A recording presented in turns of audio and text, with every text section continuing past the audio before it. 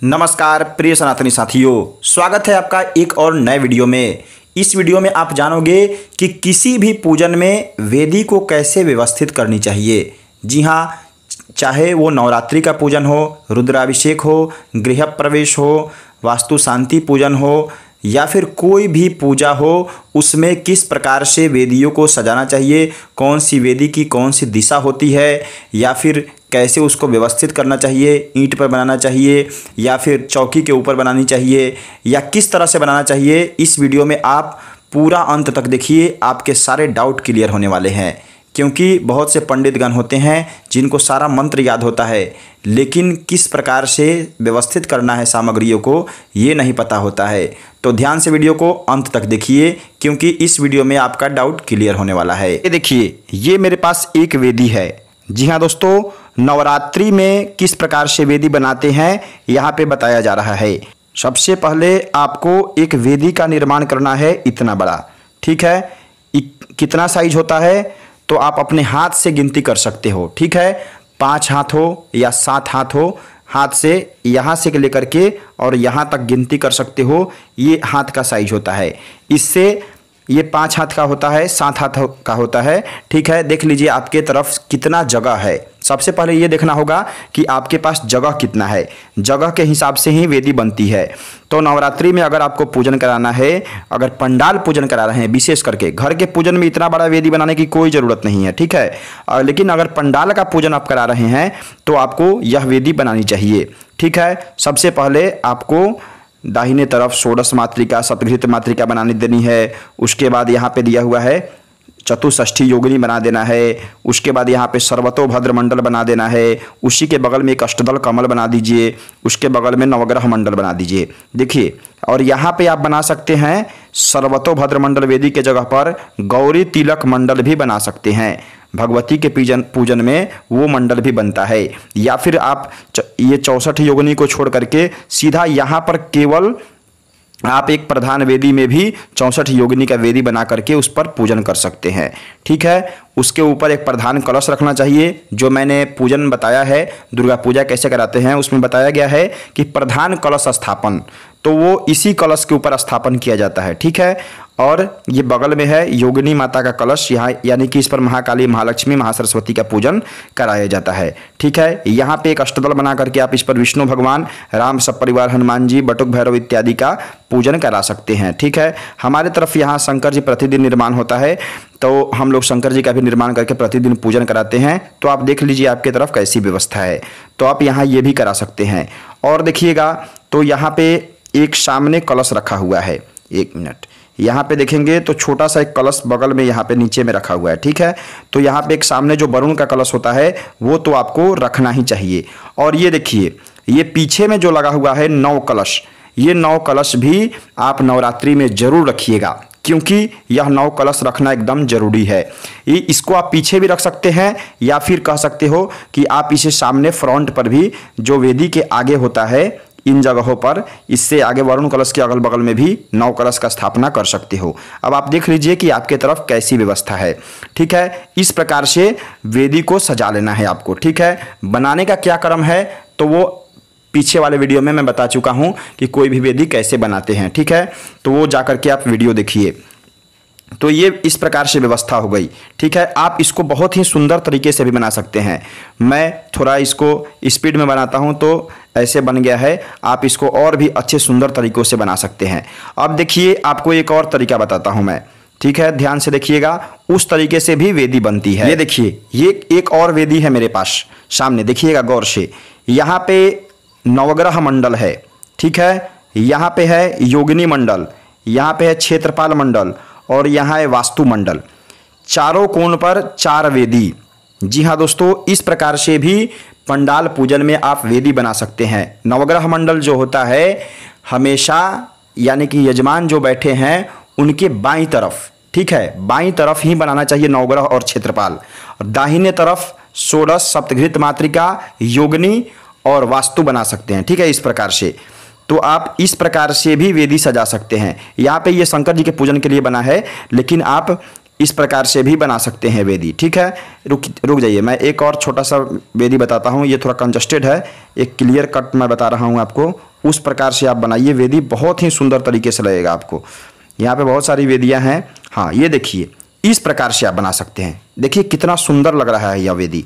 इस प्रकार से भी आप वेदी का निर्माण कर सकते हैं। बीच में सर्वतोभद्र मंडल बना दीजिए, गौरी तिलक मंडल बना दीजिए, जो कुछ भी बनाना है आपको भगवती के पूजन में, नवरात्रि के लिए मैं बता रहा हूँ।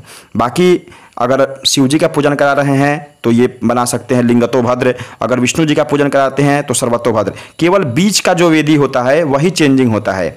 नवरात्रि में यहाँ पे बना सकते हैं इस प्रकार से गौरी तिलक मंडल या सर्वतोभद्र मंडल। फिर यहाँ पे जो यजमान के बाएं तरफ होता है, यानी कि ईशान कोण आप कह सकते हो, ठीक है, वहाँ पे नवग्रह बना दीजिए, ठीक है। यजमान के दाहिने तरफ वास्तु और यहाँ योगिनी, ठीक है, ये बना सकते हो आप। यहाँ पे क्षेत्रपाल मंडल खूब सुंदर तरीके से बना दीजिए। उसके बाद यहाँ पे एक छोटा सा अगर जगह हो तो षोडश मातृका बना दीजिए, या पंडित जी यहाँ पे ही षोडश बना चुके हैं, थोड़ा सा वो कलाकारी करके बनाए हुए हैं, तो यहाँ पे भी षोडश बना सकते हैं आप।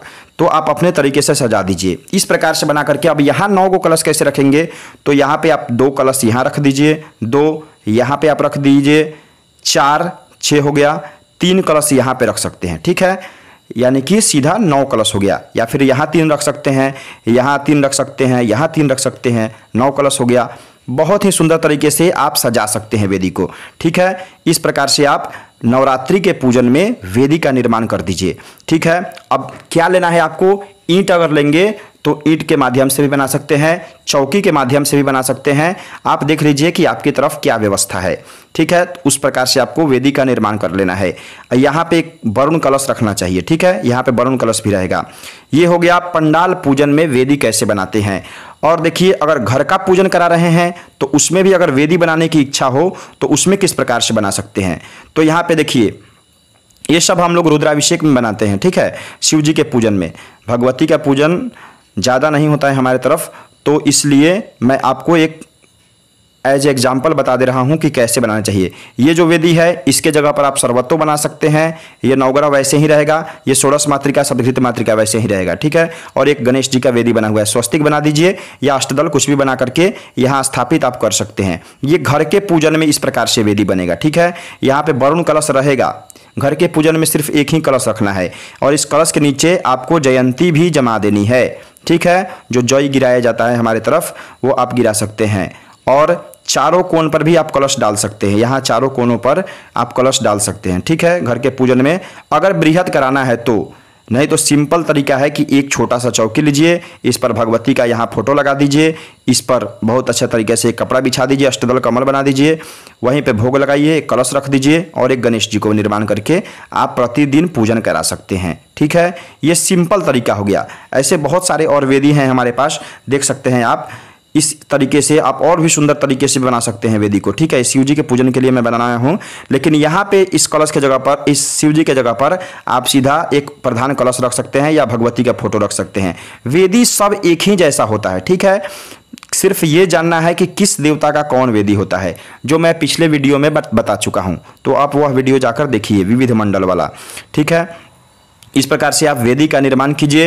हाँ, अब देखिए कि अन्य पूजाओं में कैसे वेदी बनता है। अगर शिव जी का पूजा है तो लिंगतोभद्र मंडल बनेगा, अगर आप विष्णु जी का पूजन करा रहे हैं तो सर्वतोभद्र मंडल बनेगा यहीं पे, ठीक है। उसी प्रकार से आपको पूजन में व्यवस्था करनी है। एक और चीज़ मैं आपको बता दे रहा हूँ, इसी वेदी पर मैं आपको समझा दे रहा हूँ।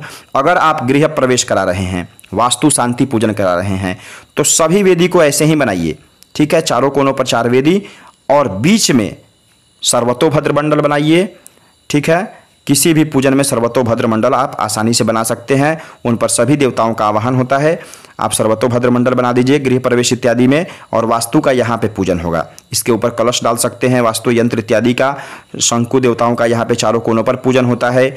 इस प्रकार से आप वेदी बना सकते हैं। रुद्राभिषेक कर रहे हैं भव्य, तो इस प्रकार से भी वेदी बना सकते हैं, या फिर अगर रुद्राभिषेक कर रहे हैं साधारण तरीके से तो इस प्रकार से भी आप वेदी का निर्माण कर सकते हैं। ये देखिए, ये भी रुद्राभिषेक का ही वेदी है। यहाँ पे नवग्रह, बीच में लिंगतोभद्र, गणेश जी, योगिनी, षोडश सप्तघृत, यहाँ पे त्रिशूल डमरू बना हुआ है, वरुण कलश यहाँ पे लगा हुआ है। इस प्रकार से आप बहुत सारे प्रकार से वेदियों का निर्माण कर सकते हैं। जिस प्रकार से आपको सुंदरता लगे उस प्रकार से आप वेदी बनाइए। हमसे भी सुंदर तरीके से, बहुत भव्य तरीके से इस प्रकार से भी आप वेदी का निर्माण कर सकते हैं। ये बहुत ही खूबसूरत तरीका है। इस प्रकार से भी वेदी का निर्माण आप कर सकते हैं। तो विविध प्रकार के पूजाओं में अनेक प्रकार की वेदियां बनती है। अगर लंबा चौड़ा वेदी बनाना है तो ये देखिए इतना बड़ा वेदी बना हुआ है। ये वास्तु शांति पूजन में मैं बनाया हुआ था, तो आप ऐसे भी वेदी बना सकते हैं। ठीक है, तो आप अब मुझे लग रहा है कि आपको पता चल गया होगा कि किस पूजन में कौन सी वेदी किस तरीके से बनानी चाहिए। उम्मीद है यह वीडियो आपके लिए लाभप्रद हुआ होगा। अगर आपको किसी प्रकार की और समस्या है तो आप कमेंट के माध्यम से हमसे पूछ सकते हैं। और इस वीडियो को इतना प्रेम और धैर्य से वीडियो को देखने के लिए आपका दिल से बहुत बहुत धन्यवाद। हर हर महादेव।